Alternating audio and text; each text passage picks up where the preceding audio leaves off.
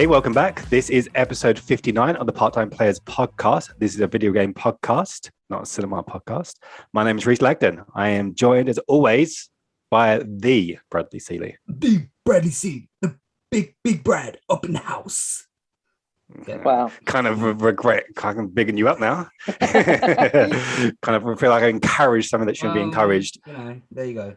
And as always, also, we're also joined by Ash Seeley. How you doing, mate? Hello, this guy. I'm a big up in the house as well. Big up in this house as well, yeah. The Seeley house. This house. Yeah. The Seeley house, yes. We were just talking about cinemas before we started recording, and like I said, I like going to cinema. Support your local cinema because I think this is a good way of watching films. Yeah, if we can get some free tickets to cinemas, that'd Cineworld, come on. You want to get sponsored? Cineworld. Give me an unlimited card. Cineworld don't count as a local cinema, surely. That's like a local one to me anyway. All right. But it's went there last night, enjoying the film, but there's some people behind me just a whole way through the fucking film, and it was really annoying me. Really? And then I was like, this is the bad thing about going to cinema. There's other people there. Like this guy sounded like he's dying. Like it just yeah. Good job there's not a pandemic going on. Yeah, I know, exactly. Yeah. Yeah, just COVID behind you. Unbelievable. Yeah, I had a similar experience, but this guy was generally ill. I think he had like a breathing like kind of machine once when I went to watch like a Marvel movie a few years ago. I think it was like one of the Avengers, and I was obviously excited. I couldn't wait to watch it. And the whole time I had like Darth Vader next to me, just obviously he was something wrong with him, so I hope he's fine. But still, you can't dig him out for that, can you? I know, yeah, I feel bad digging him out, mate. But still, it was you're ruining my experience of the Avengers. Mate, do you want to go die somewhere else, mate? Yeah, go on. Yeah, trying to convince my girlfriend at the time just swap seats so she would but she wasn't having it. It was yeah, but no. It was at that point Reese knew he had to bin her off because she was no good for him. Yep, that's why it was at the time, not anymore. I went to see a film with Reese once, and it was possibly one of the worst films I've ever seen. And then we come out, and he was like, "No, it was really good." That film was X-Men Apocalypse. Oh, so bad. Yeah, you said it was like the worst thing ever, but it was okay. I didn't think it was that bad. No, yeah, it was that the one with the man who comes out the sand. Yeah, terrible. Yeah, it's all right. Exactly. Magneto, he was just murdering thousands of people with like metal dust particles, murdering everyone. At the end of the film, it's like, okay, yeah, well, I'm off. It's like, well, no, you just killed. Yeah, it is what it is. Sometimes you just got to enjoy the movie for what it is. It's silly. It was silly. I agree. It didn't make sense. It's a superhero movie. Just have fun with it. Again, I am reinforcing the stereotype of me being the miserable one of the group. Yeah. Yep. Just can't enjoy yourself. Sometimes you go into like a movie, whether or not it's superhero, whatever, and you're like, all right, is this going to be a good film? And at a certain point, you just kind of got to let that go and then just enjoy it for what it is. Sometimes you can enjoy a bad movie. Free Guy was good. Good. There's bits in it where they have streamers on it, and that's a bit cringy. Like, okay. Like, yeah, the actual real Twitch streamers, right? Yeah, I don't know. Yeah. I think you're not down with the kids, are you? Really? I'm not. I don't know them either. There's a girl in there doing one, like a woman. What's her name? She might be famous. And, yeah, there's a few others. This is a great story. There was a woman. There's just a girl. You might know her, might not. Like, it's just cheesy. I didn't like it. But, all right. Nice. Well, what you should be watching is the Part-Time Players podcast on YouTube. Just search Part-Time Players Pod and give us a little click, like, and subscribe if you obviously want to view us regularly. And if you don't want to look at us, which I understand, Brad's hiding behind his little pop filter here, just go to Part-Time Players Podcast on any podcast platform and give us a little listen. We've got an audio version. So, and also like that, give us a little 5-star review on Apple Podcasts. We really do appreciate it. We're at the mercy of those algorithms, so we appreciate it. Yeah, get it into more people's ears. We want to come in people's ears. Our smooth voices. Oh, what I said. I said we want to come in people's ears. Yeah, I don't know if you're not speaking for the company. He's implying not the audio, but the semen. That's what he's implying. Just in case no one got it. Okay. Yeah. Sorry. Yeah. It's because of this moustache. This moustache that won't. You're blaming the moustache now. It's putting bad thoughts in your mind. Yeah, look. I hate it. Where are we? What are we doing? Anyway, news story number 1. Gamescom lineup. So Gamescom is starting on the 25th of August. However, Xbox are going on the 24th for some reason. So they're going to be opening it at 6 p.m. UK time. We've got a little quick lineup, so I'll go through them briefly. So we've got Opening Night Live, which I believe is Jeff Keighley's thing that he did at E3 on the 25th, which is Open It Up, which is at 7 p.m. And then over the span of 3 days, we've got Activision, Bandai Namco, EA, Konami, Ubisoft, and also, I believe 2 days ago, Pokemon Presents is going to be happening on the 18th of August. And they already said they're going to be showing Diamond and Pearl and Legend of Arceus, wherever you say it. So obviously, we've got some, hopefully, Sony will go also in this window because they should be going there. They didn't show us anything at E3. So there could be two things they're missing. But is there anything from that lineup that you're hoping to see? It's probably going to be some things that won at E3. Sorry, I was going to say EA, but E3. I really hope Ubisoft shows Prince of Persia personally. But yeah, I think that could be on the cards because obviously it's supposed to come out in like February. It's been delayed, so they could be showing that. Yeah. But in regards to Xbox, I think we're just going to get more of the same. I think we're going to get like Halo and Forza. I think that's really all they're going to show. Me hoping to see other games like like more than just like a CGI trailer of like Fable and that. Yeah, it's just that's not happening. That's gone for me. Do you think? Yeah, I just don't think they'll. I'm just because they've got quite a lot of games in the works, haven't they? Xbox, but you haven't seen much of it. Like I was surprised that we didn't see Hellblade 2. Yeah. Because I believe that wasn't that supposed to come out this year? They announced it like a few years ago, so I'm surprised that wasn't at E3. So that could be there. Then obviously we've got Everwild, which is Rare's game. Obviously we saw that they're doing more things with the pirate thing. What's that called again? I can't remember. What's it called? Sea of Thieves. Yeah, that's it. Yeah, so Everwild is another game they're working on, but I think they restarted the game because that was apparently crap, whatever they're working on. Then obviously we've got Avowed, which Obsidian are working on, so that'd be quite cool to see a little bit more. Yeah, Avowed could be. If they actually show that, that'd be really good. But they got a lot of, all of a sudden, from having nothing, they all of a sudden got a lot of similar games, like that Western RPG, like Avowed, and they're doing another Outer Worlds. Then we've got obviously all the Bethesda stuff. All of a sudden, at one point, they're probably going to be over the next few years just release a lot of good RPGs. Games. Yeah, maybe, and Starfield as well. Yeah, maybe another bit of Starfield because obviously that's got a release date of the 11th of November 2022. So could see that, but Fable and everything. I don't think we're going to see. I don't think we'll see that till like next year. Do you think we're going to see more Starfield? I hope so, because we got that little cinematic trailer. We never saw any, and they said it was in-game engine, but it'd be nice to actually get a little bit of gameplay, how short it is. Although it's Xbox exclusive and as his current parent at this moment in time, I wouldn't be able to play it, but I'm still intrigued by it, and I would like to see more of it. No, definitely. So hopefully they do. We'll see. What do you reckon Konami are showing? It's kind of interesting that they're there outside eFootball. I don't know what they've got a new slot machine that they're gonna unveil, and thank God for that. It's gonna be a new one. Yeah, it's gonna be Metal Gear Solid slot machine, and then when I go to Vegas in November, we're about to play it. We find it and we play it. And so there you go. Yeah. Do you reckon one of those big IPs are going to announce a new game, Metal Gear, or something naff like a mobile Metal Gear game, or I don't know. I just feel like whatever it is, it's not going to be anything exciting. It's just going to be some kind of nothing that fans want. It probably just will be eFootball. To be fair, do you reckon? Perhaps. Capcom. I don't know when they done the E3 one. It was just literally pointless. They didn't show anything. So maybe you'd hope they'd have something to show because otherwise, what's the point of them going? Yep. And then EA is probably going to be Battlefield heavy.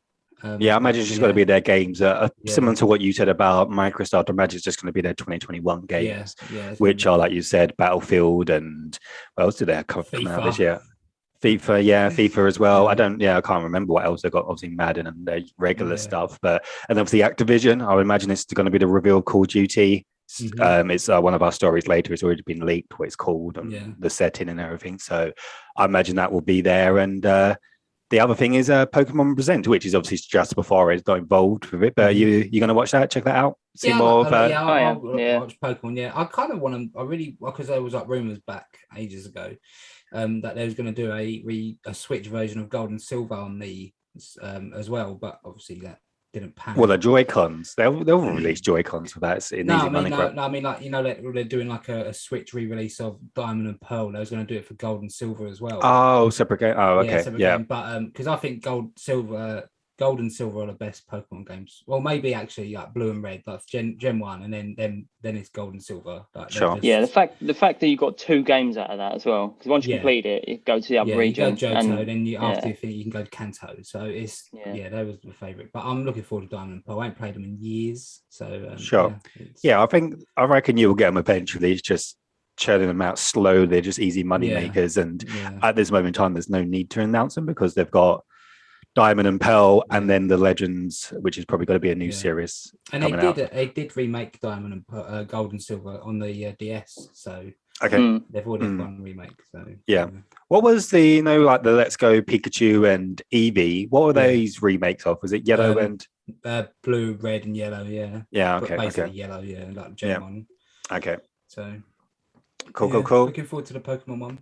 Yep, I'll check it out. I'm intrigued to see more of the Legends because that's the game I'm probably most interested in. And I probably will jump into Diamonds just because I've never played it, and why not? Something to play with my Switch. Although it's one of those weird things with the Switch. I'll talk about it later when I talk about Monster Hunter. But there's nothing wrong with the games on it, and I play it, but I just don't play it. I just always choose to play my PlayStation over Switch all the time. It just sits there in its case. I haven't played my Switch and since. Well, in lockdown, like the first lockdown last year, I got Mario Odyssey, and I played that, but I haven't. I never end up finishing games. You know, I played a lot of Animal Crossing when it came out during lockdown. That was kind of like the thing. It was just like waking up in the morning, doing your little chores. It was kind of a good lockdown game. Obviously, did so well. How much it sold is ridiculous. Anyway, moving on to Ashley's feelings on he thinks Tom Nook is a villain. Crook. Oh yeah, he's a fraud, mate. He's he gets you into debt knowing you can't get out of it, and then when you get out of it, all of a sudden he's got another proposition there waiting for you to get you in more debt. Yeah, it's a joke. That no way the building materials cost that much, even though you're on an island and the imports must be crazy. It's a monopoly though. He controls the market. There is no other options, is there? You need a competitor. You need a competitor to compete with Tom Nook, so he doesn't have this monopoly over prices. Going on, and he flukes it every time. Every time it's a fluke that he gets away. When we do our villains, best video game villains, Tom Nook is definitely going to be high on Ash's list. Yeah, 100%. He's number one, mate. To be fair, unbelievable. Anyway, news story number 2: GTA Remastered Trilogy has been rumored, leaked. I don't know which one you want to go with. So I've got a news story from IGN. I've pulled it up. So they're asking me to consent to whatever I'm consenting to now. But basically, a new report claims that GTA Grand Theft Auto Remastered Trilogy is on the way to multiple platforms, including Nintendo Switch. It's reported to be due this fall, which is obviously autumn here in the UK. So the news comes from Kotaku.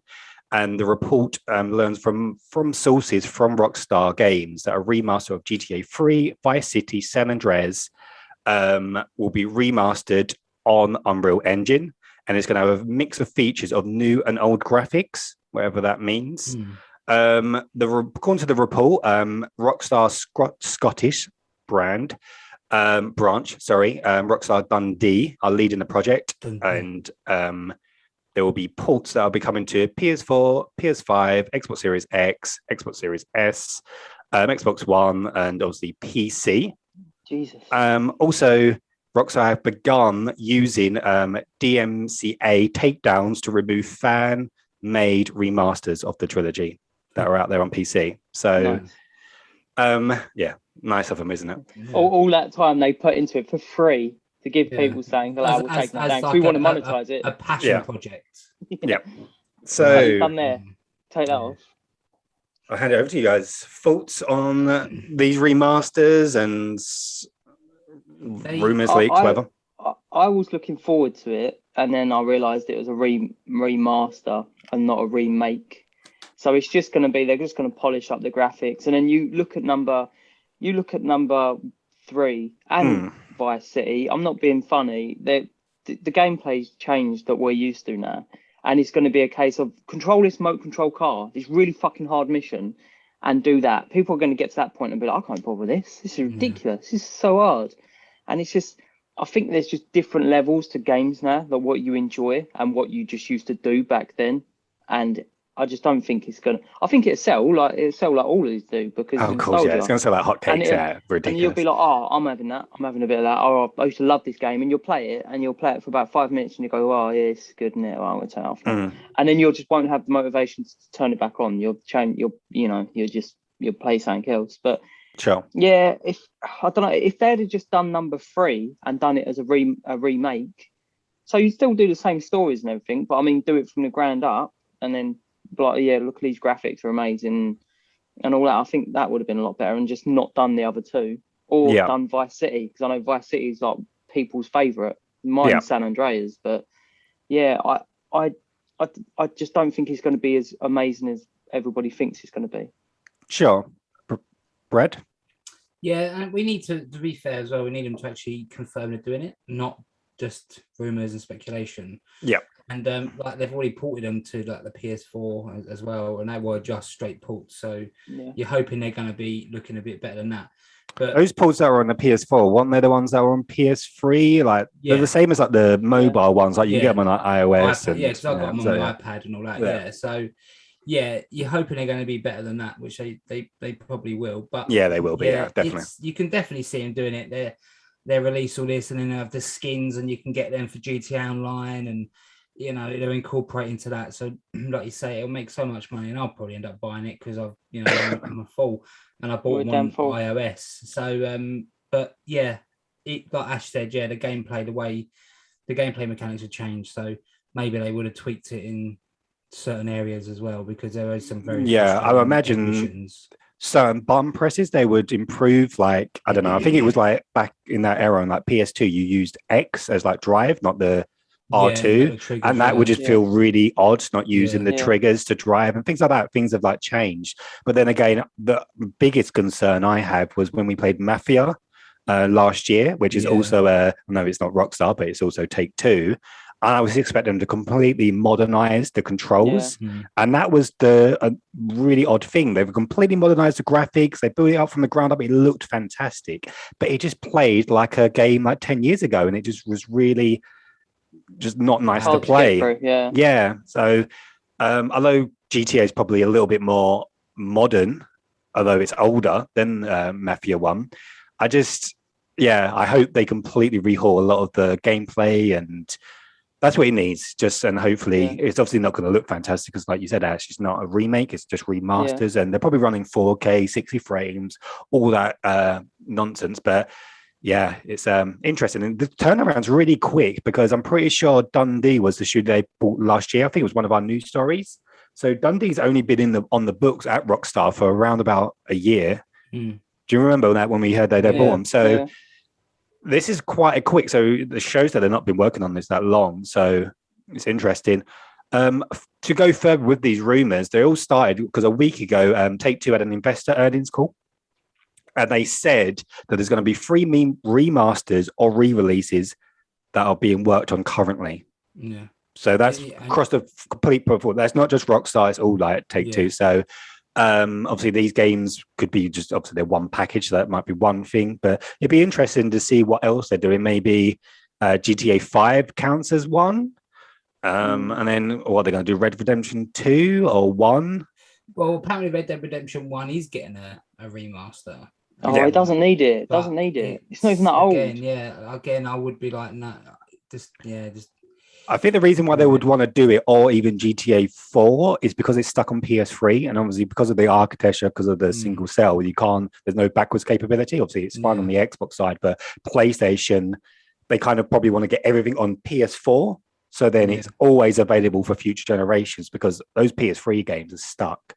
And Sony should be doing it as well. They need to be getting like Resistance, Infamous, like they're great games on PS3 and moving them over. What they're going to be doing, remaking, is the PS2 classic Oni. I think that's one of the ones they're going to be making. So, yeah. We didn't even get through that game. It's really hard we had game. it, but I don't really know what it was about. But yeah, it was a Rockstar. It's got a bit of a cult following. Yeah, it's like an anime kind of thing. Oh. Yeah. Oh. Fair enough. Fair enough. With this, I think this. I mean, can you remember the mission where you had to get the race driver in San Andreas? Not San Andreas, Vice City. Yeah. That mission was so fucking hard. For any sort of miscalculation in your driving, you lost the mission. You had to be so precise. And I can't be bothered to do that. Well, you couldn't crash the car. Was you like in like a? You couldn't. You couldn't. If you nicked another car, you slowed down enough that you wouldn't be this guy. This driver was like computer driven. Was so fucking good. And the car you had was hard really to beat like bog standard as well. Yeah, it was. And I finally done it, but it was. Yeah. And then there's the one in Vice City as well, where you have to blow up the building with a remote control helicopter, dropping the bombs. Yeah, they're really not good missions. Yeah. Okay, it's interesting where they said old and new graphics. So is it just going to be old graphics where they how does that work? They just can't be asked. I imagine it's going to be, because it's not a remake, they're not going to rehaul the complete graphics, but I imagine they'll change the HUD and certain aspects and modernize it maybe, and things like that I would imagine, but I don't know. They were saying about the song licenses as well, because they haven't got them all anymore, so you'd have to re-get all the licenses again, or otherwise there's not going to be all the music in it was original. And let's face it, that's a big part of Grand Theft Auto, and there's a lot of nostalgia. Yeah. I hear songs now and I go, that's Grand Theft Auto 3. It's not that they haven't got the money. They just it's so they're going to have to get all those licenses back, which I'm guessing if they're already that deep into it and these rumors are all true, they must already have them. See, this is why The Sopranos have some pretty iconic music tracks on the show, and then they spent up to 50 grand an episode for the music rights, so they could keep them for it. Like as long as that show exists, they've got the rights to play it. That's how you have to thinking forward. Good idea. Well done. So I think compared to now, like Christ, I think HBO is spending 100 million per episode on Last of Us. Yeah, it's going to be disappointing. 100 million per episode. That's going to be disappointing. Yeah. I don't know. Everything they're showing about it just seems good to me. Let's see. Yeah, but we all thought Lord of the Rings was going to be good, and I think that's going to turn out to be pony and all. Yeah. Once again, it's proof in the pudding, isn't it? We'll see. I'll give it a go, and then. Yeah, I can't wait. I'm looking forward to both of them. I like to look forward to things for it to then disappoint me if it's shit. But you might as well. You just start with low expectations. Yeah, exactly that, and I can only be surprised from there. Yeah. All right, fair enough. Never look forward to anything, because then when it doesn't happen, you won't be disappointed. That's what our father used to say to us. That's what our dad told us. And that's what our dad told us. That's why we're so cynical now. Never look forward to anything. And I was only like, Christ. You know what I mean? I was like, wow. Just took the light out of the back of your eyes, just the sparkle that was there. Christmas. Yeah, you look forward to it, son. You might get nothing. That explains a lot. It explains a lot about Brad. Right. Yeah. I really took it to heart. I really did take it to heart. You have really taken it seriously. Yeah. And even now, if I look forward to something that doesn't happen, I'm like, see, told you I should look forward to it. Yeah. Have you seen What If on Disney Plus? No, you watched I haven't watched that yet. No. It's okay. It's a meh. Yeah, see, again, I knew it was on, but I was like, I watched the newest War of the Worlds, very good. War of the Worlds? What? Well, the old movie, Tom Cruise? No, TV series started last year. No, I haven't watched that. I watched the newest Disney film with the dragon, The Last Dragon. That was all right. Okay, cool. Yeah. Anyway, news story number 3 is about something that I wanted to bring up for a while, but I've kind of held back because I just was watching this space to see what was going on. So it's about the Blue Box conspiracy. I don't know if you guys have seen anything about it, but it's all a little bit into it. Yeah, a little bit nuts. But anyway, I made myself a little Google Doc, and I've just taken out little highlights of what. And I don't have access to my Google Doc on my. I've also got a list here. After you've spoken a little bit, I've got a list of Blue Box's history. So maybe we can that will teach us what to expect and what not to expect. So yeah, I have no idea what this Blue Box. I've got access now. Not to read in it. Okay, So starting on the 7th, so it all started on the 7th of April this year, when the PlayStation blog, so the official PlayStation blog, said there's going to be an upcoming first-person horror game, survival horror game, PlayStation 5 exclusive called Abandoned. The post was by Hassan Karaman, who is the games director at Blue Box Game Studios. And then a couple of months later, Blue Box Game Studios revealed that the Abandoned would get its own PS5 app, which would allow players to run in-game trailers in real time on the PS5, which to me just seems odd.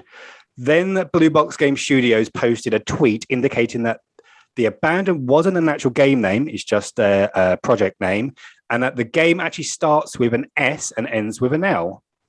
Obviously, everybody thought it was Silent Hill, and it's some kind of tease, and it's to do with Kojima. So then on Twitter, they tried to walk back their blatant Silent Hill tease and said it's nothing to do with them, nothing to do with Kojima. So then you can go into the studio a little bit. So you can start with the you can start with the Blue Box Game Studios logo. The font and the logo is identical to Sony's PlayStation Studios logo. I don't know if you've seen the two logos side by side, but it's like black and white and they're pretty much identical. Then the fact that Hassan Karaman seems to be the only employee at the studio. No one else works there. Their LinkedIn page shows that no one else works there. There's no information. They never worked on any other game. The company's existed since 2014. Sony apparently back in this studio completely. They've got support studios helping them make this AAA game for this person, which is also a bit strange. Another kind of strange one is if you put in Hideo, as in Hideo Kojima's first name, it translates to Karaman. So if you go from Japanese to Turkish, it is a straight translation, which maybe sounds a little bit far-fetched, but stick with it. Then Blue Box is supposed to be in the Netherlands, so it's in Holland. But there are times when they tweet are pretty much like 3 o'clock in the morning, like here in Europe, which is a little bit strange, and it's perfect midday in Tokyo. Right. The next little bit odd that seems to be a teaser was during the Death Stranding director's cut in the Summer Games Fest, Sam Bridges, which is Norman Reedus' character, he had a Netherlands flag on his backpack. Also, which is a little bit strange. There's a few more. I'll quickly go through them. So Hassan Karaman has also been verified on the PSN, which they only give to like actual developers and people that have got actually a following. And he's been playing a game called Demon Blood, which Demon Blood is a game that doesn't exist, and that it's a horror game. So which has got the art from a horror manga artist, Jujini. I think I've said that right. And last year, he's revealed that he's going to be working with Kojima closely, this artist in Japan. He's a manga horror artist. So to go back to the app again, to round this all off, and then we can obviously discuss it. So originally, the Abandoned Real-Time App Experience, which was known as Real-Time Traders app, was supposed to launch on June the 22nd. It then got delayed by 3 days due to localized issues. Then they pushed it back a complete month. So then you could preload the game at the end of July, but the first trailer wasn't meant to be the 10th of August, which is the week just gone. And when everybody was ready to finally get this trailer on the 10th, which I think was like a Wednesday or Tuesday, they said they had technical issues and they come back soon. They finally revealed what the trailer was. I think 2 days ago. It was like Friday evening. It was whenever me and you were playing, Brad. And it was literally just this 30-second tease, which they showed like 2 days before. And it was like a 5 gig update for this like 30. And then they just said, come back soon. Yeah.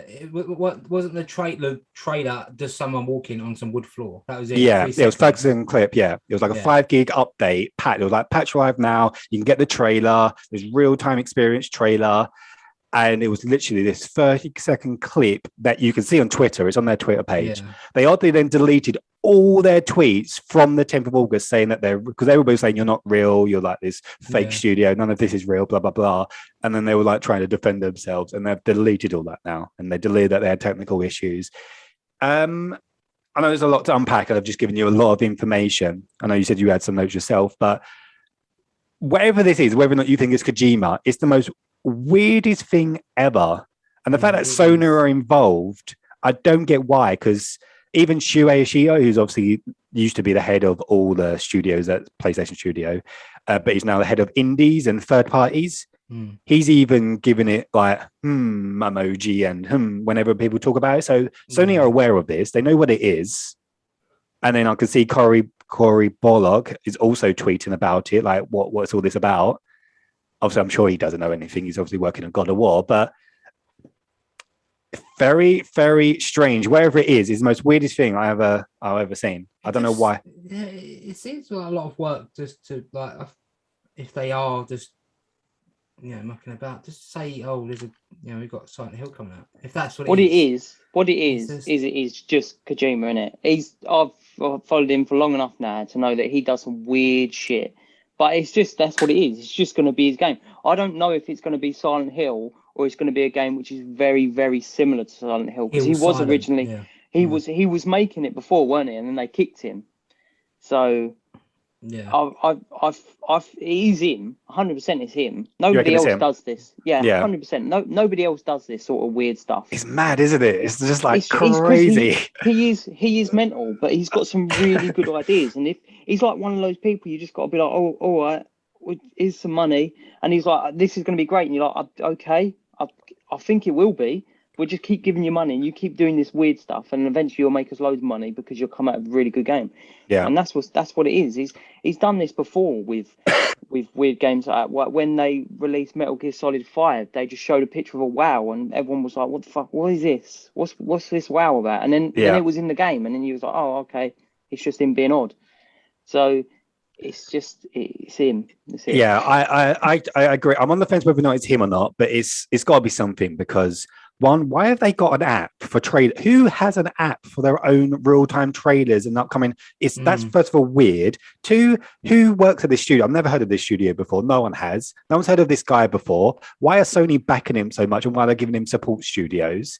It makes no sense. Yeah, exactly. And that's what he always does. But then he always brings it together. Like, it makes no sense. And eventually, once he unveils the whole story, like, oh, well, okay. If it is him, this is genius. This is like the most maddest thing I've ever heard. Create a whole fake studio in the Netherlands and just fucking with people. Like that whole trailer thing where it's like, oh, are you ready? Like hyping everybody up. And then it was this 30-second clip they revealed 5 days before. Unbelievable. Incredible. I've got a list here of previous blue box endeavors, so it's a bit of a long list, so bear with me. Go for it. Okay, so in 2015 they announced a horror game called Rewind. Delayed the playable teaser for this game because of technical issues. Said they'll have VR, then announced that they cancelled VR, cancelled Kickstarter, said the game development is on hold and they'll tell us when the development continues. Announced that the development is resumed. The game was never released. The website was deleted. Okay, so that's 2015. Yeah, their website now is so bad. Have you seen their website? It's weird. Yeah, so this is another one in 2015. Announced a PC exclusive horror game called The Lost Tape. Said they will stream gameplay soon. The game never come out. Deleted from the IndieWeb website. Okay, so that's now it's 2017. Announced new horror game, The Whisperer, coming June 2017. The game never come out. 2018, announced multiplayer horror game Unseen Faces. The game never come out. 2019, released a broken mobile app called Tales of the Six Swords. They stole an anime character art and made it the app's icon. Said an update is coming and the app is not. This app is not working. Removed the app from the App Store. 2020, so last year, releases a horrible horror game, The Haunting, on Steam in early access. Game receives 100% negative reviews. They removed the buy option. Says big update is coming very soon. Delays the update. The update was never released. They quit developing the game they quit developing the game and gave the game to Creative Q Entertainment to finish it. The fake studio didn't finish development either. And then this year, 2021, announced a new horror game, Abandoned. Said that the PS5 real-time app will be available on August 10th. Said they had technical issues and are working to resolve it ASAP. Delayed the supposed app indefinitely. So this is kind of like, you can see a lot of similarities in their past timeline. That is weird. You know what I mean? It's just, this is coming. No, it's not deleted. Oh, this is coming. Oh, technical issues is not coming. Oh, it's deleted. It's just, I don't know. It's weird. Yeah. But this one so far has had a lot more traction. That is literally. Yeah, I just looked that up. Yeah, that was the 5 gig patch update was just for people to just see that, which they showed on Twitter like 4 days ago. It's what I don't get. If what all you're saying is everything you're saying is true, like clearly it's just some kind of, I don't know, I'm not saying it's a con or whatever, but clearly they have no pedigree and shouldn't be. Why are Sony involved with them? Yeah. It must be something else. Sony's only involved with them now, aren't they? I'm guessing they wasn't involved with them back then. So maybe it's a case of this studio did exist and it did just keep churning out shit which wasn't any good. And then they've gone, this would be a good thing to get behind. Like, we can actually release a game, but we can say we've got a history with them. And it throws people off even more because they're like, this isn't going to happen, is it? But then they're like, oh, no, it fucking is going to happen. No, it's Silent Hills. Which isn't the game I even like because I find it too scary, which is coming from, I enjoy horror games, but Silent Hill is just another level. I'm like, I don't want to fucking play this. This is terrifying. Yeah. I'm just interested to see where this goes. I don't care about the game. If it's a horror game, I'm never going to play it. I've just never seen anything like this before in the. I've followed game news for such a long time now, and I've never known anything like this to happen. Even for Kojima, this is like next level, just weird. Just is this some kind of ghost studio? And like Kojima's really working on it in Japan? I just don't. Who has? I don't know. But then the whole. Because you'd think like Sony would come out or Kojima would be coming out and be like, no, let's just put water over this. But none of them are. They're just leaving it for it just to go on. No, wait a minute. I hear something in the background. Wait a minute. It's the bullshit alarm. That's the bullshit alarm. There you go. That's a new feature from Brad, evidently. Bullshit. He's been queuing that up for ages. So who's... There's too many bullshitters in this. There's too many bullshitters in this story. I don't know who to say is bullshit. Yeah. That's bullshit alarm though, that one. I reckon it's Kojima. Myself. Yeah, 100%. And probably Silent Hills. Like I've said before, I don't play Silent Hill or whatever. I don't care about it. There's some things that happen that don't affect you. This is one of them for me. Just this whole thing. So this whole thing about like the app and then people getting fed with all these big, it just completely passed me by because I just. Oh yeah, no, I'm not interested in the game. I'm just interested in this whole thing. Surely that intrigues you. So that's like, what is this? Are you not? Yeah, I'm interested to see if it's real or not, and if they are real studio, and if they are actually going to release a game. But if they like, oh no, like their previous track record, if they're like, no, it's not real, we're not doing it, I'll be like, oh, okay, cool. Yeah, sorry. Yeah, I have no emotional attachment. I want it to be a really good horror game. I don't want it to be Silent Hills though, but I want it to be a really good horror game, and then I'll be happy. Yeah, I feel like there's a 0% chance you're going to get a good game out of this. Yeah. There is no game. Do you reckon there's going to be no game? I've got a feeling this whole. No, I do. I feel like they're not working on a game. Be like, this is a load of shit. This is. Yeah, true. You're true. That's what I don't get. Why is Sony involved? Why is Sony backing them? Silent Hill in that tied up with Konami as well, isn't it? So Kojima doesn't even have it. So exactly. Yeah, and they're working with Blooper Team as well. This is why it can't be Silent Hill because they don't get on anymore. So I reckon it's going to be a game like Silent Hill. That's why they said it started with a H and ended with an L because it's a little kick in the nuts because he's like, look, you got rid of me and I'm going to make this amazing game. It's just a revenge story, mate. That's what it is. Because Kojima's the brains behind every game what comes out of that studio. Let's face it. Even weird ones like Metal Gear. I heard rumors about Metal Gear, more rumors that Blue Point, to get confusing now, are working on a remake of Metal Gear Solid 1. Yeah. I'd fucking love that so much. We just need to have it confirmed. That's the only way they're going to make any more money off the Metal Gear franchise is by remaking them because they haven't got Kojima anymore and he was the brains behind all of it. You know what I mean? It's just it's not an easy concept. Don't get me wrong, like the first one, he only had Psycho Mantis and he was the only oddball. and then you get to number fucking 5 and there's zombies running around everywhere. That was a bit confusing, but that's the only way you're going to make some more money off that franchise, by redoing number 1. Sure. Just sticking true to the story and making it look beautiful. Yeah, no, I agree. It'd be a great get for PlayStation if they have negotiated with Konami. Just be like, you're seeing in these IPs, we want to use it. Let us remake these. And if Konami are like, yeah, fine, we'll take a cut, whatever the cut is. I think it's a win-win for everybody. Yeah, definitely. Yeah. And maybe they're going to do the same with Silent Hill as well, and that's how Kojima is involved again. But because the fact that Konami said that they've got a partnership with the Blooper team or whatever they're called, that made the Medium to make a Silent Hill, that also makes you think like, oh, maybe this isn't Silent Hill as well. So interesting. I'm intrigued to know what's going to happen. I just want to know what it is at this point. It's so weird. But anyway, moving on to the next news story about Call of Duty. So Call of Duty details have leaked, and the new Call of Duty is going to be called Vanguard, and it's going to be set in World War II. So I know that's not the right one. I know we're not all big Call of Duty fans here, so obviously we've probably not got much to say, but interest has been leaked, and I'm sure it'll be revealed at Gamescom. You got thoughts on World War II Call of Duty? I usually enjoy the World War II ones. Obviously, that's where it all begun back in the day. But again, I probably won't end up playing it. The last Call of Duty I bought was World War II. Yeah, Call of Duty World War II. I think that's what it was called. Yeah. WW2. Yeah. Yeah, WW2. Yeah. And it was all right, but yeah, just don't know. It didn't grab me. You know, the campaign was all right. So yeah, I think is it Sledgehammer Games doing this one? Yeah, they are. Yeah, Sledgehammer Games done the last World War II one. They just like World War II. They just yeah. That's popular. That's what they specialise as. Yeah. I think they could do all right. I mean, it's not. I know I boil it down to its bones, but it's not a hard thing to do, is it? You've already got the team behind you. You've got the graphics behind you. Just put a good story in. And then you've done it. There you go. It's a good game. Let's face it. Most people ain't even going to want to play the campaign anyway. They're going to want to play the online. Yeah. So just put a good story in. You've got the graphics. You've got all the equipment to do it. You've done it countless of times. Just good story, and then just focus on the online, what everybody's going to want to play anyway.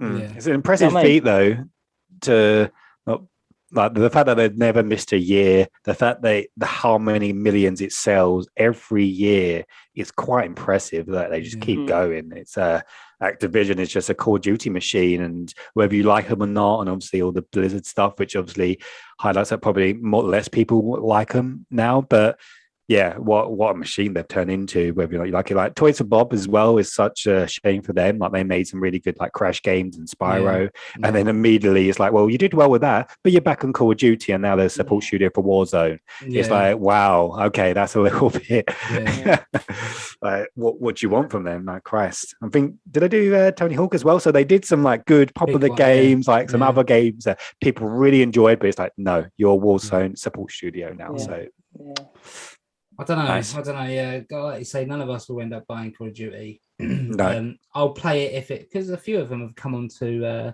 like the remakes anyway. Have come on, and the others have come onto PlayStation Plus. So if it eventually comes into PlayStation Plus, I'll get it. So I'm pretty sure World War II went on PlayStation Plus, didn't it?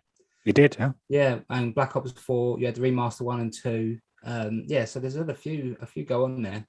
That's why I've played them, because I haven't gone out and bought them. Yeah. Talking about the multiplayer, but I've just lost all that skill set for the multiplayer for Call of Duty. It's kind of just such a different game. It's so fast compared to some other games I play that's like PvP. So like Destiny, I'm probably decent. I won't say I'm good, but I'm decent at Destiny, like PvP. So yeah, it's just difficult. It's different types of games. Yeah, so you've got people running around with their pink guns and all that, and people play it all the time. Yeah, exactly.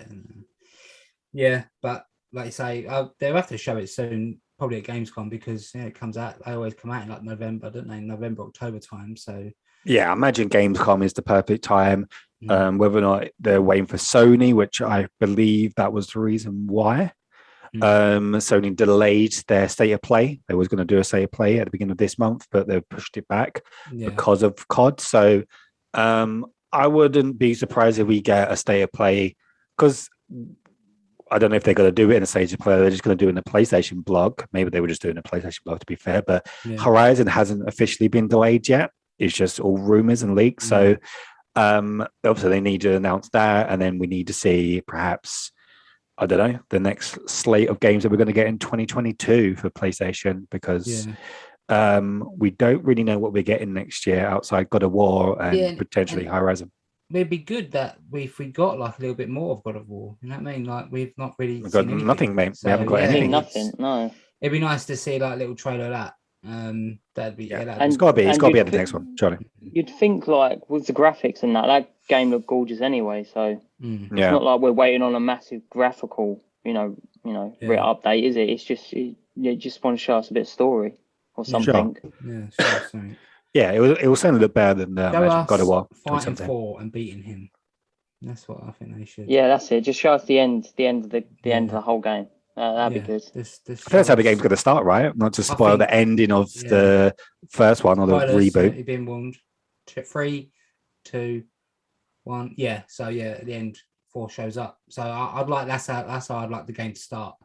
4's us out there, giving it a big one, and Kratos like, all right, mate, come on. Yeah, beat by beat just continues from the ending of the next one. Yeah, it just continues. Yeah, that'd be incredible to start the game with fighting that. And I don't think you'd kill 4 at the beginning, but I think you'd take his hammer. Yeah, no, I don't. I think you take his hammer. Do anything like that. I think it's going to be like what happened to the first one, where you get beaten the shit out of, and then you're like, oh, I better go find some shit to beat this geezer up with. Evidently, I need a new. I need a new set of blades. Because this motherfucker's well hard. I've got to go, off I go. And you get your shit together, and you're like, right, now you're dead, because I've just I went and found a load of stuff. I imagine same happens to every God of War. Yeah. What I imagine it would be is hopefully you get to take his hammer, because I want to play with the hammer. It'd be so cool. I imagine he's going to take Atreus or Loki to spoil, and he's going to take him to Asgard, and your journey is to get to Asgard. Yeah. And you meet some helpful, funny sidekicks along the way. Yeah, probably the same characters. Those two little troll. 100% going to be a goat man in there, like Hercules the film. He's going to train you. Oh, that'd be good, wouldn't it? Go back to Greek mythology now. I can go the distance, and then you just, boom, he's in. Yeah. Being shit out for. Cool. There's so many. Yeah, there's like a lot of. You got Fenrir, the wolf from Viking mythology. You got the 6-legged horse. That's Loki's son, isn't it? Odin used to ride into war with. I think that was Loki's. That's Loki's son. Loki had some weird kids going on. A snake, a wolf, and a 6-legged horse. Yeah, he had some weird children. That is odd. I don't know what he was up to. But it doesn't make sense for Loki, because obviously Loki's still his son. Is young. He wouldn't have any children. But it's like time. He might do. There's time. They're adding time. There's a hot tub time machine. There is time travel, though, isn't it? Because that's how the world serpent knew Loki before, because he's like, you look familiar, and he understood him. He's like, you look familiar. So the world serpent knows Loki. So and like, it's melting my brain. I don't know Norse mythology that well. Norse mythology, like, so they had, I think they fought, and the world serpent got knocked back in time. That's how, Yeah, so it's it's all.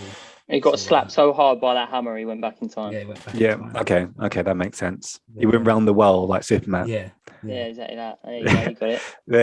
There you go. Full circle. Oh, people come to the part-time players for mythology. Yeah, they do. For their facts. They leave disappointed. Yeah. Yes, well, they shouldn't have come with any expectations on them. Yeah, it's your fault. Don't look forward to anything. There you go. There you go. See the theme. Yeah. Anyway, last news story. And it's a bit of a personal one for me, because I'm the only one that plays Avengers. But we got a few details about the new enemy types, which is obviously needed in the game. So they're adding 2 new kind of damage types, which is corrupted vibranium themed and also sonic themed. And also they've put the pulse, like Sonic. That would be great if Sonic was a in it. hedgehog as well. To be fair, Link is more. I was like, fuck, that's crossover and half, isn't it? Yeah. Link's more iconic. Who He's not though, is he? Sonic. Yeah. He's not though, is he? Let's not go down this road where you two are wrong. The red echidna, I think that's Sonic, isn't it? What? That's Sonic. Oh no, that's not. That is. See, it's just forgettable. It's forgettable. It's just not true, mate. It's just not true. You can go ask anybody who doesn't play video games. The internet got asked, and they said Link. And he weren't happy with it. Yeah. Let's not bring this anyway, up again. Yeah, because it's just wrong. What's it's wrong. News, it's what's wrong. the news story? The general public would agree. Game. What's a rubbish game? It's bloody Avengers. Nobody bought it. Let it die. Oh, don't say that. It is fantastic. And loads of people bought it. So anyway, the next, the first enemy type is called a Bruiser. So he's a big axe guy, bit of a brute. So basically he's got corrupted vibranium energy. So when he hits you, he basically gets an overcharge, which is similar to what the heroes get. You kind of get a bar and then you basically get a buff. So he gets like an overshield, and he also can perform special attacks. The only way you can knock it down is if you've got a Sonic armor set or gear set, and you'll basically remove that buff from him. And it's the same vice versa. So if you fire an enemy type that's got Sonic abilities, and then you have vibranium themed armor set, then you will also remove that buff. So they added a little bit more mechanics to your armor sets and what you're using, which is pretty good. They also mentioned there's a new enemy type, which is called the Specialist or the Strategist, which is a support type, and he basically has drones that go around and they basically buff enemies and stuff. So not to go into too much detail about it, but yeah, no, it's really cool to see that they've got different types of enemies, new ways to fight, more interesting mechanics, and everything I've seen from Wakanda and the DLC and seeing Black Panther since I wrote this news, they've already shown Black Panther in action. They showed all his abilities. He looks really cool. Wakanda itself as a jungle, as just aesthetically, just looks really, really good. I cannot wait to play it. It comes out Tuesday, tomorrow, if you're listening to this on Monday. So if you do have the game, it's free. It's a free extra expansion. So the game's fantastic when you play it. So I really enjoy it loads. So, and people that play it really enjoy it. One thing you got to say that they've done really well is their characters. Each character plays differently. And they've like put so much love into them that they could literally be a standalone like character. Like you could have their own game. So much detail into each one. They play completely different. Actually, they should. You shouldn't play Iron Man and then play as Black Widow and then play as Thor or Hulk and Captain America or Hawkeye or Black. They should all feel different because they're completely different characters, and they do. You play them, it just feels like you're playing a completely different game. So it's great. I look forward to playing Black Panther and playing as. When's it out? Tuesday, tomorrow. If you listen to this on Monday, so cannot wait. Yeah, no, I was going to get it, but on the store it's like £45, and I was like, no, so I'm going to have to try and get like a pickup. It was on sale for so long. Yeah, I'm going to pick up a disc copy or something at some point. But yeah, do. I think you would enjoy it. You just need to get past the opening, do the missions, and then you'll enjoy it. What happened with you, Ash? You were going to jump in. You had a free weekend and everything. Yeah. I didn't do any of that stuff. Didn't do it. What I did do is I picked up Red Dead Redemption 2 from years ago and was playing that, just trying to find a nice horse. So that I probably messed up a little bit. I'm not going to lie. I hold up my hands. Probably should have bought it, but didn't. Yeah, I'll just give it a go. You might like it. I think the one thing you can't criticize it for, there's a lot of criticisms and it needs a lot of work, and I hope Crystal gets a little bit of time. I think they deserve one more year.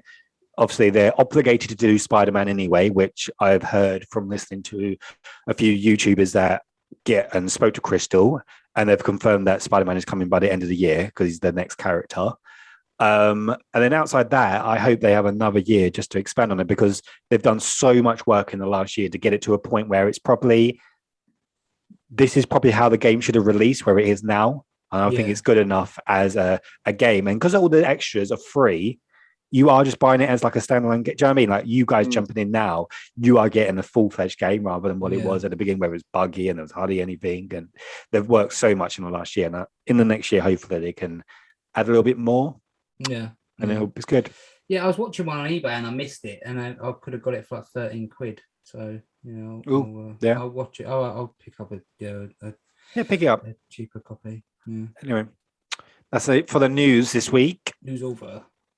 So we've got a main topic this week, which is going to be our game of the year so far.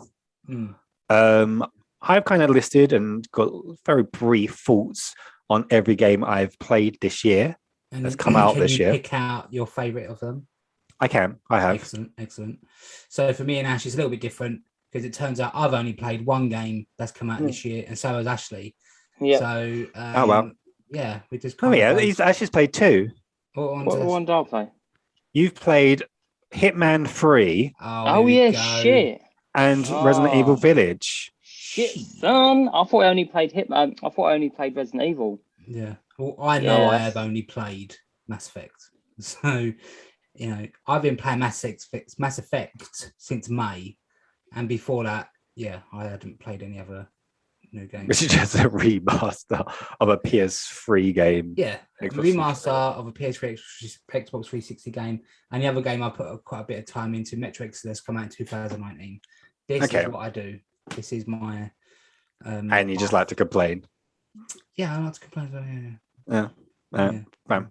So do you guys want to talk about yours, or should I go for mine and then you guys talk about yours? You go for yours. Yeah, you go, and then we'll figure out what we need to talk about. You've got a wide variety of games you've actually played. So in no particular order, because I've just wrote them down. So Returnal is the first one I put, which is probably my game of the year so far. And which is kind of a strange one because I never beat it. I only got past the first biome and got to the second one. I beat the first boss, which was so satisfying, as you can imagine, playing any difficult game. I get why people like the Souls games, that satisfaction. But it's really good. The gameplay is solid. It's very pretty. It's a PS5 exclusive. They use the DualSense really well. And the only criticisms I have of it is how difficult it is. And playing Hades this week, which is also a roguelike, they've got a mode in it called God Mode. And basically, every time you die, because obviously roguelikes are like you die, you start from the beginning, you go through, and you obviously slowly upgrade, is that every time you die, you get stronger. So every time you die, it becomes easier. And I feel like they need that mode or that button or some kind of system in it just to make it easier for the players that are not quite good enough or can't play or can't get further. Every time you die, you get a little bit of a damage, and it's like optional. You can tick it and you can play it normally if you want. I don't think that takes anything away from the game. Like when we spoke about like Souls-like games where they just make an easy mode where it's completely changing the game. That wouldn't change the game. The game plays the same. You just might do a little bit more damage or might have a little bit more health or a bit more resistance or whatever it is. I think that's what this game needs. And I probably would have continued with it a little bit longer than I did. It was just a difficulty. And I knew from listening to other people that once you get to the third boss, the levelty jumped massively again. And I was just like, I'm grinding to get to this second boss, and then it's going to get even harder when I try to get to the third. And how many bosses are there? 3? No, I think there's more than that. I think there's like 4 or 5, I believe. Oh, okay.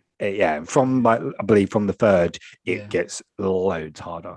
So, it's sci-fi, a little bit of a sci-fi horror. Well, I wouldn't say horror, a bit of a thriller.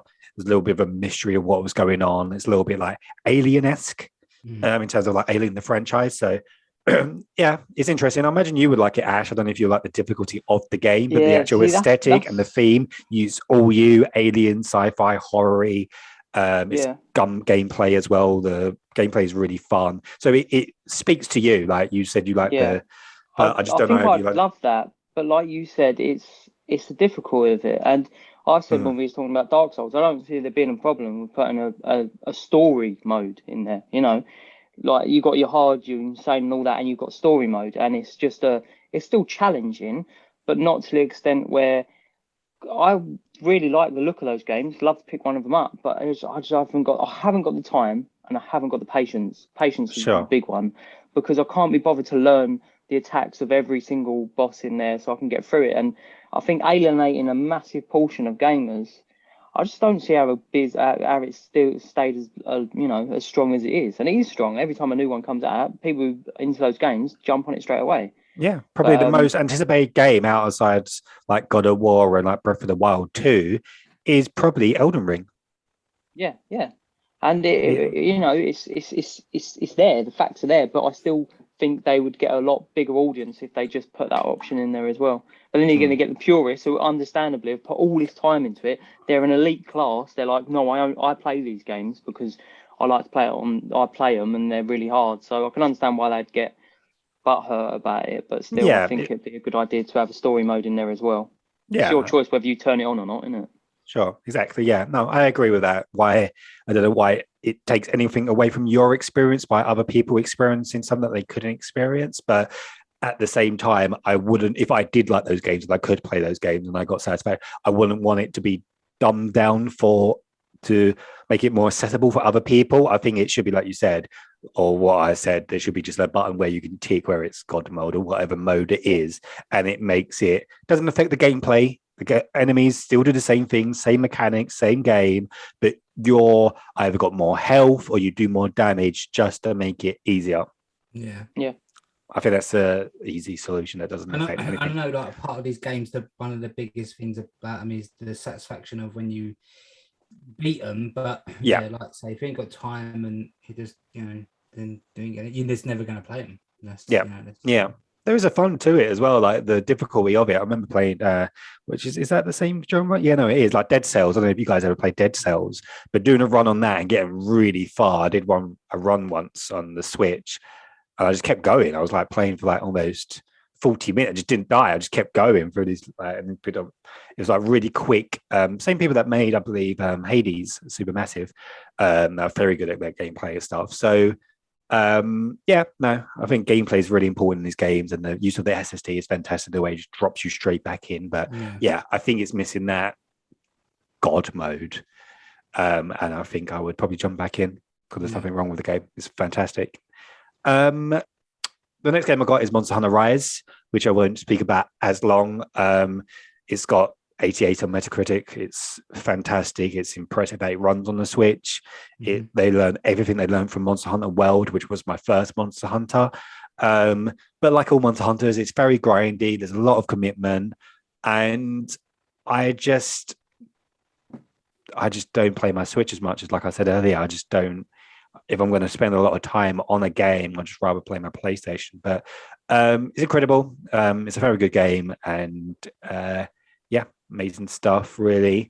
Another game I played was Outriders, which didn't score as well on Metacritic. It's got 74. It's a little bit underrated. I think the issue was the servers. The first weekend was awful. I've never known anything like it. I don't know if it's fine now, but it was broken. Like you couldn't log in. You were just waiting in the menu to go in. I was playing with Brad Moore and a few others of like my Destiny friends.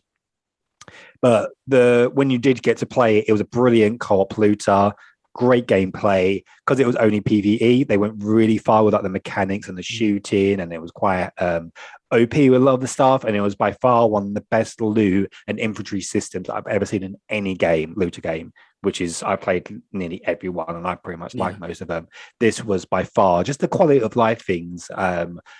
It was brilliant, really, really impressive. It's a little bit difficult with the end game. We kind of dropped off quite immediately just because it's not a live service. So once you beat the campaign, it was kind of like there was a little bit of an end game where you could grind to get more, but it was like, what's the point? There's no extra. But I'm sure there'll be DLC, and I'll jump back in.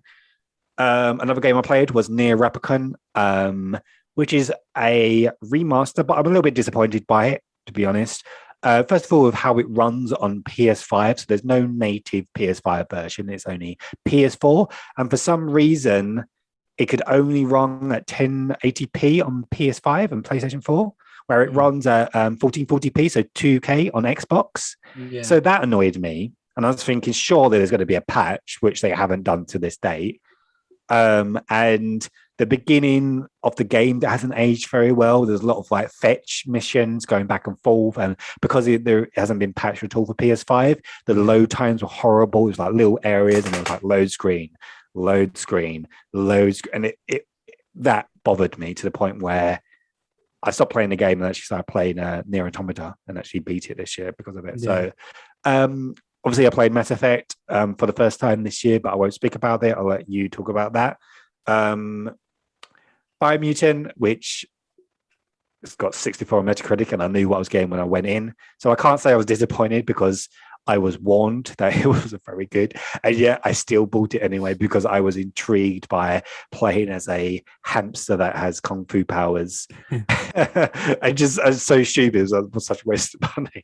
But it runs once again. For some reason, it only runs at 1080p on PlayStation, where it runs in 4K on Xbox, which is another bug. But it's a bug in the PlayStation build that they can't fix, which is really odd, and it's annoying.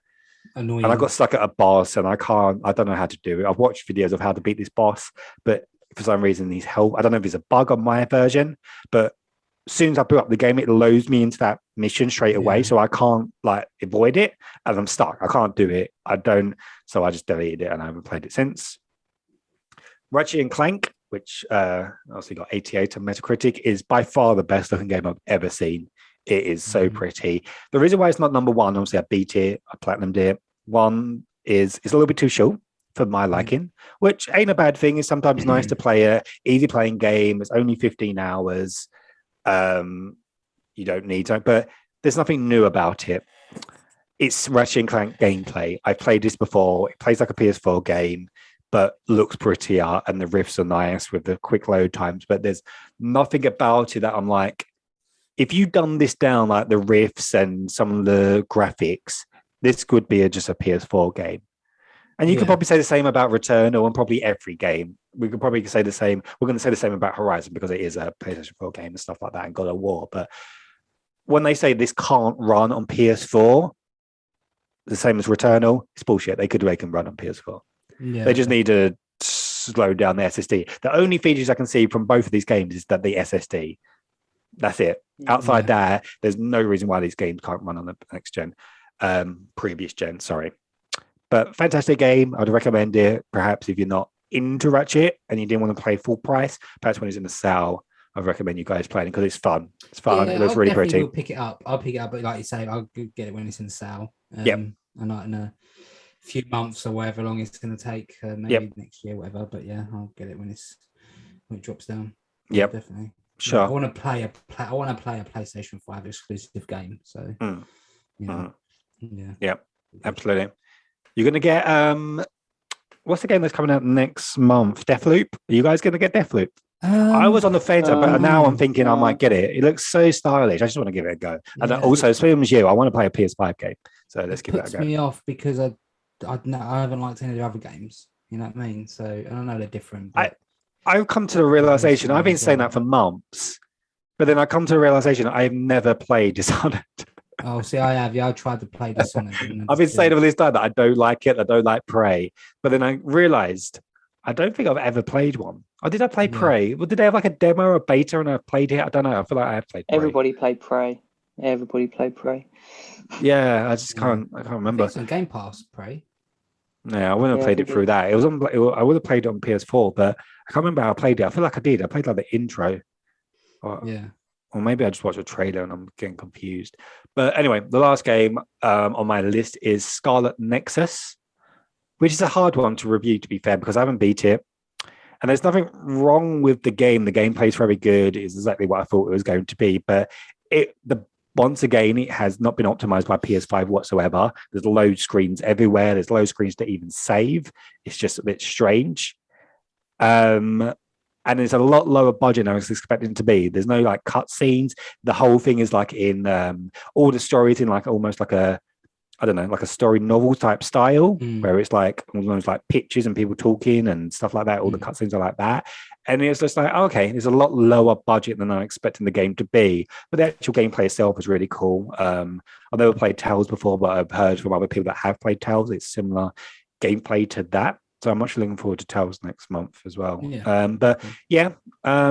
game, decent, but it's got a lot of faults. So could it be considered Game of the Year for me? So your first one is your Game of the Year so far, Returnal. Yeah, it's close between that and Ratchet, but Returnal edges it just because if I take myself out of it, like I preferred playing Ratchet because I beat Ratchet, platinumed it, but Returnal is the better game. Yeah. Okay. Yeah. If that makes sense. Yeah. I'll go next then. So the only game I've played that's come out this year is Mass Effect Legendary Edition, which obviously is the remastered Trilogy. We've done a podcast on it, and we got my thoughts from being a seasoned player back in the day, and Reese's thoughts of being a new player. And he couldn't even finish Mass Effect 1. He just went straight on to 2. So that told you something. did indeed. Yep. But I think for the price of it, even if for me and Ash have played them before, I'd say they're definitely worth picking up. Some of the annoyances from the originals are still there, although I never ran into. I don't know if they've done something on Mass Effect 1. I never run into the problem of my inventory was full and I had to like delete stuff and empty it. It just never got full. So I don't know if that was like a little improvement. I think they did say they were going to tweak those types of things, and I didn't have to say I just didn't have the same problem either. Yeah, so that was good, and obviously number 2 is still one of the best games ever made. And like beat for beat, they're more or less the same. Like the same missions, and although you get all the DLC with the legendary, but I just had so much fun playing it. Like I said, I only finished 2. I don't know, like beginning of August, and I've been playing since May.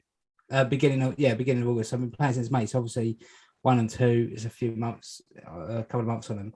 And I don't know, just really enjoyed it, especially if you haven't played before like you, Reese. I know you've done, obviously you caught up what happened on 1. You've done 2. You're going to go back to 3 at some point. I will. It's just one of the best game series around. So for me, technically, I did play Outriders, but I didn't really give it a lot of time, so I couldn't really judge that. Did you play Outriders? Yeah. Did you play Outriders?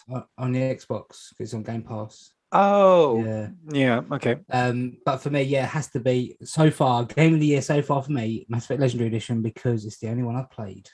But that shouldn't deter people from thinking it isn't a good game, because it is. And, we've still got number 4 to look forward to at some point in the future. Maybe 2025, maybe that's when it will come out. I don't know. Oh no, don't think so. Maybe on my 40th birthday. No. Maybe it'll come out when they actually found the mass relays in the game, which I think was like 2050. I think it was later than that. I think it was like 2078 or something. Yeah, so, there you go. Maybe it'll come out then. Yeah, I'm 40 in 6 years' time, so maybe it'll be my 40th birthday present. So. Potentially, yeah. Old man. Well, it looks like Dragon Age is, we haven't even seen any of that, so it's clearly very soon. So we're probably 3-4 years away from that. So well, I saw like they said, BioWare said, they're laser focused single player RPG games. So okay, that's really good. But when are they coming out? And are they? Yeah. Can you release them? Because that'd be good. No. But Yeah. But Mass Effect Legendary, get it. Love it. Yeah, and I'm not excited for anything BioWare does. It's not the same studio. Casey Hudson's left, and I know he came back, and he's probably wrote the story for the next Mass Effect. Sorry, BioWare. I was going to say Bioshock in my head. I was like, which is a game I'm actually looking forward to. I just my expectations are tempered just because until they show something that they can do something good. If Dragon Age is good, then maybe it'll go back up again. But we'll see. Yeah, no, definitely. Nice. It's your turn, Ash. Your turn. It's my turn. So the first one I'm going to be talking about is Hitman 3. And funny story of how I got this game is so my fiance bought it for me, and she was really excited to show me it when I got home from work. I was like, she's like, I got it something. I was like, fantastic. Got it out, had a look at it, had PlayStation 5 written on the top of it. At the time, I didn't have a PlayStation 5, so I was like, I'm really, thank you so much for buying me this, but there is a slight problem. I said, have a look at the top, and she was, shit. I'm sure I selected. Like, obviously no, she because she left it in the bag, in the box and everything. She got it from Amazon, so she didn't even open it. And she's like, I'm sure I selected a PlayStation 4, and I was like, maybe. But anyway, so it took like another 2 weeks, I think it was, and I come home again. She's like, I got you another surprise. I was like, no, she didn't actually say that. She went, "Go on, do you want to go get changed upstairs?" So I went up to my room, and there it was, PlayStation 5 sitting on the bed. So after a month of having the all game, from a scalper. Got to play it. Yeah, 100%. It was bought from the scalper, but I haven't asked questions. I don't ask questions about these things. So so playing it, it was amazing. Going first game to play on PlayStation 5. It was just such a good game. And if you're a fan of the Hitman series, you're gonna love it. If it's the first one you jump into, it's not really that much of a problem. I mean, you get a little bit of a cutscene at the end of every mission explaining the story of the last two, because they're kind of, it's like a free game story, whole story start to finish across the three. You don't really have to know too much about the lore beforehand. But yeah, like if you just wanted to jump in and play some fun games, like, and just do a mission so many different ways to complete that mission, you can do it. And like at the end of it, you get a little bit of story. Probably won't make too much sense to you, but it's not an issue. You just have fun playing that game. But yeah, if you're a fan of Hitman, it's more of everything you love about the franchise. It's just the wacky ways of killing people, the serious ways of doing it. The advantage of playing it on PlayStation 5 load times. The other cool thing is the haptic triggers. So you'd squeeze the trigger halfway and then you come to a resistance point, and then when you press it again, it's like snapping glass. Your gun goes off, and so you can really get nice, good headshots because you can line it up, you can track them, and then you snap it, and then they're dead. But yeah, that's Hitman. You can't go wrong with. Like I say, if you're a fan of the franchise, you'll be a fan of this one. And then it would be Resident Evil, game I've waited for ages to come out, because I was always a fan of Resident Evil games, but when they re-released them, done them all first person, well, done the other one first person, it rekindled my love for the game. And this is just more of it. It's just such a good game. Like, I know you've got into a little bit more on horror now, Brad. Honestly, you've got to give them both a go, because the story behind it is compelling enough to push you on. But number 7 is in the collection, I think. So I could easily. Honestly, you'll play half hour of it and you'll be addicted. It's such a good game. And Resident Evil Village is just more of it. It's just more. The gunplay's brilliant in it. The guns are amazing. The fact that I've played through it 3 times now, completed it 3 times, and it's because they add little incentives. So you complete it once, and they're like, you can unlock stuff now. So you can unlock the guns. You can unlock, different guns that you couldn't get during the story. So you're like, I'm going to replay it again with this rifle, and it's just so good. Don't get me wrong, there are aspects to it. Spoiler alert: with some of the bosses, they do die quick. Like with Lady Dimitrescu, who everyone was excited for, she's the first boss you come across. So obviously she dies the quickest. She's, you're only in it for about, if you're quick, about an hour, not even that. But and then she's gone. She ain't about anymore. And then you've got other bosses. But those other bosses are really compelling, and it's a really good story. But that'd probably be the only thing I'd say about it, is they really built this game up around her, because they noticed people liked her, but it was already too late. They were already there. Exactly. Thick lady. Yeah. But they'd already written it, so she died fairly quick. But other than that, the story's brilliant, game's brilliant, gameplay's brilliant. It's just, So out of the 2, I'd probably say it would go to Village, but it's a really close call because I enjoyed both of those games, and I played multiple times. And like I've said, with Hitman, I played it, completed it, was going through doing literally everything you could do on the missions, getting all the different tasks and that, and then I accidentally deleted it, the whole game, so I had to play through it all over again, and then play through it again, getting those missions. But it wasn't that much of a chore. I really enjoyed it. So, but yeah, if I had to go for one, it would go for Village. But cool. Yeah, whether you're a horror fan or not, the story's compelling enough for you to want to get through it. Nice. No, I will try it. And then we'll do another one at the end of the year, like actual game of the year. We can see how they held up, and let's hope there is actually more games that come out that we can have more. It's quite a lot of games coming out in September. Well, for me anyway. Go for you. Yeah. So No, definitely. But that was our mid-year choice. So Reese is Returnal, I'm Mass Effect by default, and Ashley is Resident Evil Village. So yeah, it's a good little selection there. Yeah. Not bad at all. Not bad at all.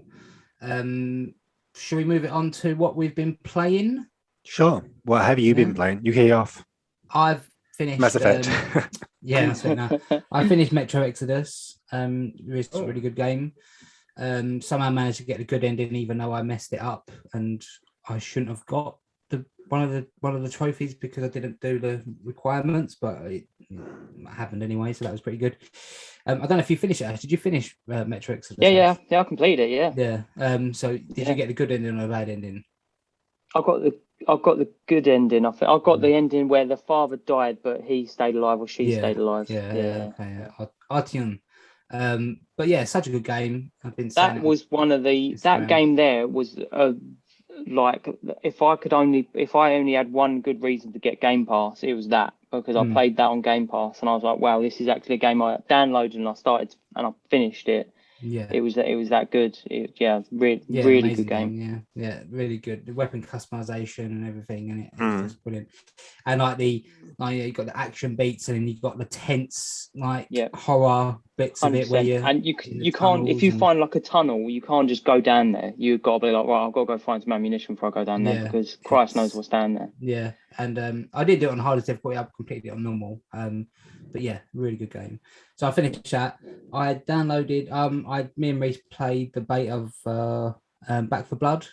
It was okay. Very nostalgic of Left 4 Dead. I enjoyed that. And after that, I downloaded. What was that game where you're on an island, desert island, and you have to survive? It's on Game Pass. Stranded Deep? Yeah, Stranded Deep. Yeah, I downloaded that. Oh my God, what a piece of shit. Oh, did you not enjoy it? Nah, it looked terrible. Did you play the Forest? Nah. The Forest is really good. Yeah, this one, the graphics were terrible. The controls were shit. I played for about 10 minutes to delete. I actually turned it off and deleted it. I'm never going back to that again. Hated it. So that's gone. But that's it. Yeah, that's what we're playing really.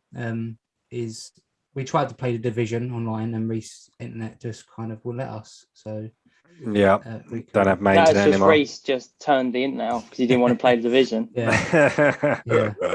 It took him about 2 days to download it, so it wasn't. Yeah, but that was my app messing up, because I've downloaded games since then that are similar in size, and it didn't take that long. Yeah, it's strange that took so long, but yeah, that's me. That I've got to find another game to start playing now. So, but that was me this week. Yeah, that was me. That was my gaming. Cool. Ash, what have you been playing this week, mate? I played a little bit of more Red Dead, because I'm just playing through it, so it's going to happen. And I started playing Ghost of Tsushima again, just to get me in for the feels of the when the DLC comes out. Okay, I thought you were playing a game with the PS5 enhancements. Are you not going to wait for that? I am, but I started playing it. I really want to play it. I'm not going to get that far into it anyway. So I just want to get my hands back onto the controls, because at the end of that game I could beat anyone, and now I can't beat anyone. So it's one of them. It's all muscle memory learning it again. So I just wanted to get semi good at it before I played it properly. Sure, cool, fair enough. Fair enough. I believe I'm the only one that's played the PS5. Well, the PS5, sorry, the PS Plus Game of the Month. Oh yes. So each month we do a little vote of what the PS5. I keep saying PS5 is muscle memory. PS Plus Game of the Month is, and then we're all going to play it, whether or not we enjoy it or not. This month we voted for Hunter Arena Legends, which is a battle royale melee slasher. I don't know how to describe it. I believe it's made by a South Korean team, so the aesthetics is obviously very Asian, but it's okay. It reminds me of like an early PS3 game. Maybe like when the first lot of multiplayer games where we didn't know what they were. I don't know what this game is. They don't really know what it is either.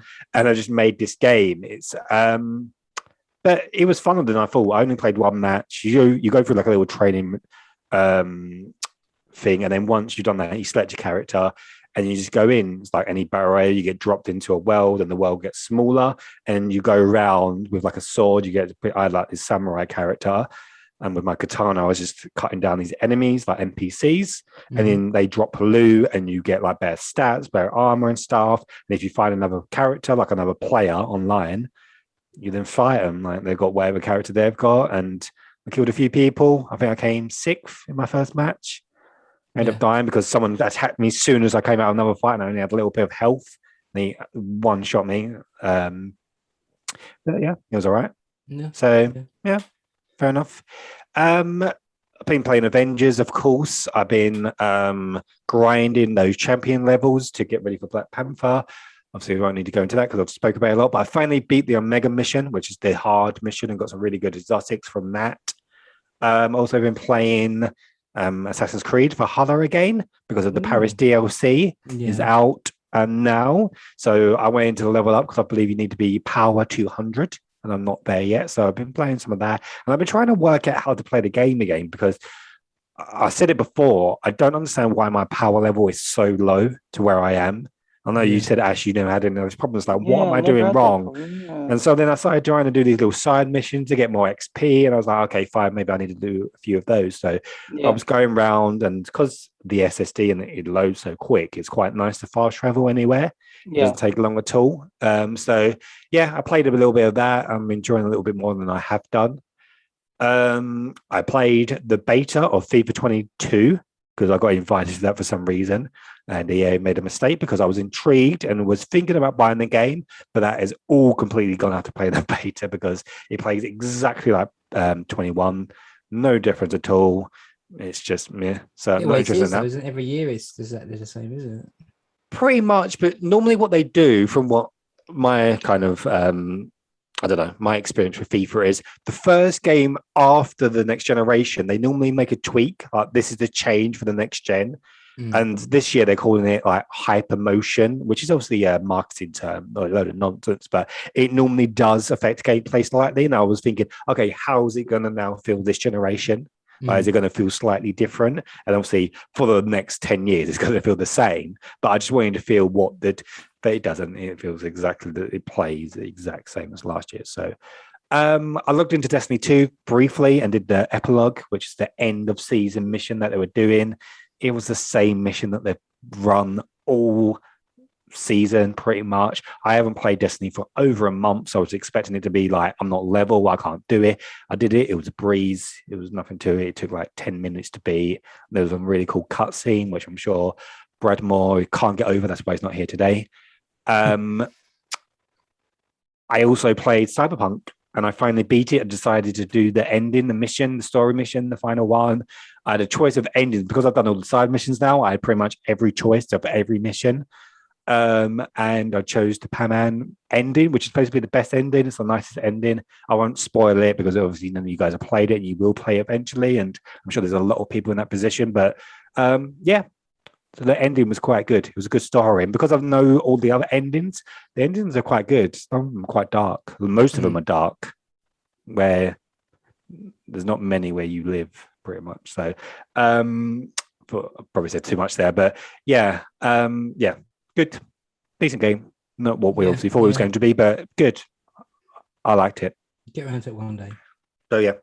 I know there's a lot, and it sounds like I played a lot, but no, like when you like play something, you jump in and out. I might have played most of them for like, I don't know, I played FIFA one game.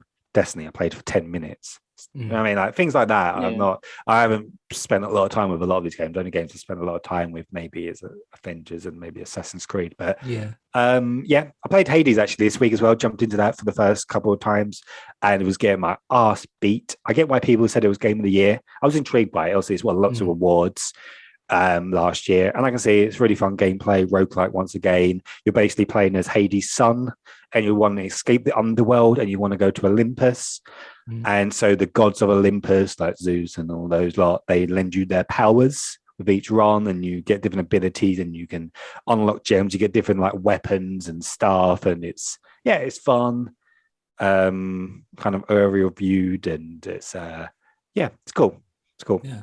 Reminds me a lot of Dead Cells. Yeah, cool. Nice.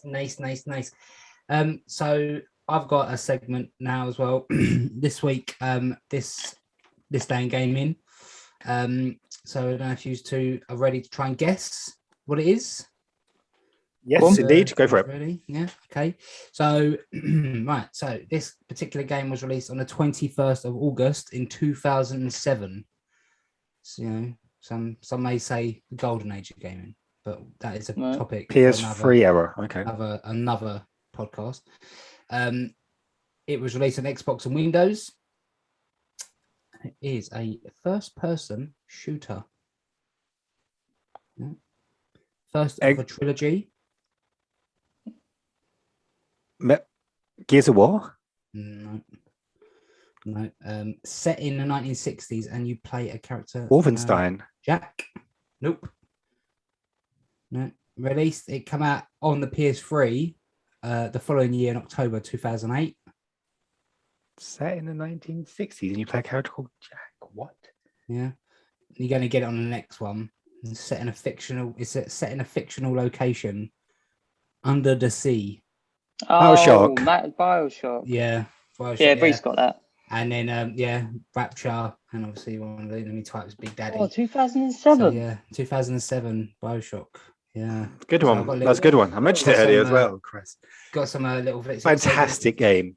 Developed by 2K Boston and 2K Australia, published by 2K Games. It has a Metacritic of 96, and it won a BAFTA in 2007. And as a total, the series has sold over 25 million copies. Cool. The Bioshock collection got released in 2016. The collection features upgraded versions of Bioshock, Bioshock 2, and Bioshock Infinite with new textures and support for higher resolution displays and frame rates. In 2019, it was announced that a new Bioshock game was in development. The new Bioshock, which will be called Bioshock 4 until they release the title, has been officially confirmed by the game's publisher 2K Games and its new studio, Cloud Chamber Studios, which is leading its development. But since then, since it was announced back in 2019, we've had nothing else, no other info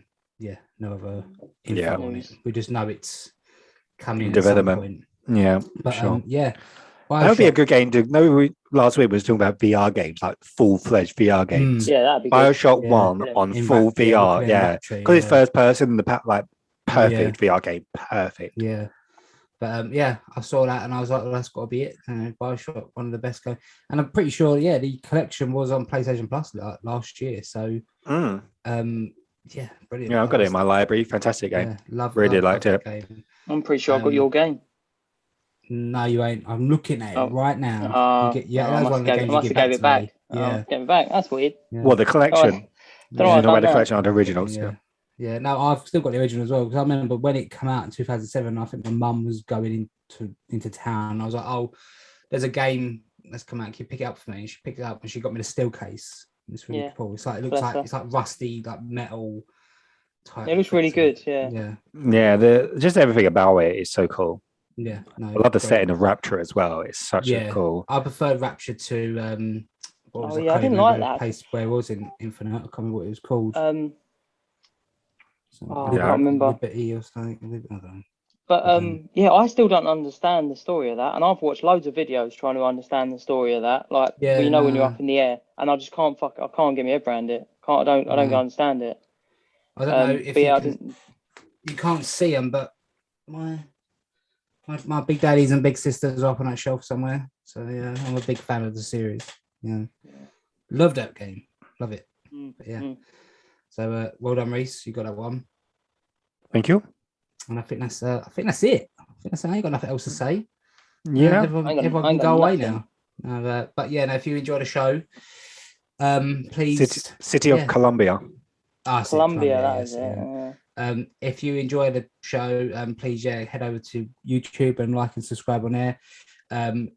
There'll be a link to our link tree where you can download all the audio versions. And if you're listening to us on Apple Podcasts, please give a 5-star review and a nice little write up. It don't have to be long. It just helps us. If you listen to any podcast, you're going to hear this from everyone, and that's even if people get up to this point and listen. But please, it helps us out. And follow us on our social media. So Twitter and Instagram are at PZPlasPod. Facebook is the Part-Time Players Podcast, and you can always send us a question via email, which is pzplaspod@gmail.com. We appreciate everyone who listens, everyone who downloads every week, and takes part and gets in touch with us and follows us on Instagram and interactions on there. And really good, really do appreciate it. And we do indeed. Thank you. Yeah, no. Until next time. Thanks for listening. Bye-bye. Bye. Bye.